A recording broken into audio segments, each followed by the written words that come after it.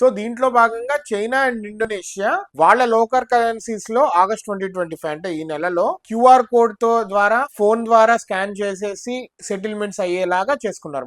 ప్రస్తుతానికి China and Indonesia ఆ విధంగా చేసుకుంటున్నాయి. బ్యాంక్ ఇండోనేషియా క్రిసి సిస్టమ్ QRIS సిస్టమ్ అనేది చైనాలో ఆగస్ట్ 17 ఎనేబుల్ అయింది. సో దీని ద్వారా క్యూఆర్ స్కాన్స్ అనేది వీళ్ళకి చాలా ఈజీ అండ్ సీమ్లెస్ గా అయిపోతున్నాయి. అదే విధంగా పుతిన్ ఏమంటున్నారంటే 90% ఆఫ్ రష్యన్ ట్రాన్సాక్షన్ అనేది బ్రిక్స్ నేషన్స్ లో రూబెల్ లో అండ్ ఫ్రెండ్లీ కరెన్సీస్ లో అవుతున్నాయి అని కూడా చెప్తున్నారు. సో రష్యన్ కరెన్సీ రూబెల్ లో అవుతున్నాయి అండ్ ఫ్రెండ్లీ కరెన్సీస్ అంటే ఇప్పుడు రూపీ కావచ్చు, ఇప్పుడు లేకపోతే చైనీస్ కరెన్సీస్ కావచ్చు, ఇలా ఫ్రెండ్లీ నేషన్ కరెన్సీస్ లో 90% ఆఫ్ రష్యన్ పేమెంట్స్ అనేవి అవుతున్నాయి అంట. భారతదేశం అనేది టోటల్ గా డీడాలరైజేషన్ అయిపోవటానికి అంత దగ్గరగా కాకుండా చిన్నగా స్టెప్ బై స్టెప్ చేసుకుంటూ వస్తుంది. అండ్ మన వాళ్ళు క్లియర్ గా చెప్తున్నారు ఏంటంటే డీడాలరైజేషన్ అనేది మా ఎజెండా కాదు అని చెప్తా చిన్నగా చేసుకుంటూ వస్తున్నారు. ఎందుకంటే డైరెక్ట్ గా గొడవ పెట్టుకుంటే ఏముంటుంది, ఇప్పుడు డాలర్ లో కూడా అలా డైరెక్ట్ గా గొడవ పెట్టుకుంటే మళ్ళా కొత్తగా ఏమి ఇబ్బందులు పెడతారో భారతదేశానికి. అమెరికా అనేది ఒక ఫ్రెండ్లీ నేషనే మనకి. సో డైరెక్ట్ గా గొడవ పెట్టుకుంటాం కాకుండా మన వాళ్ళు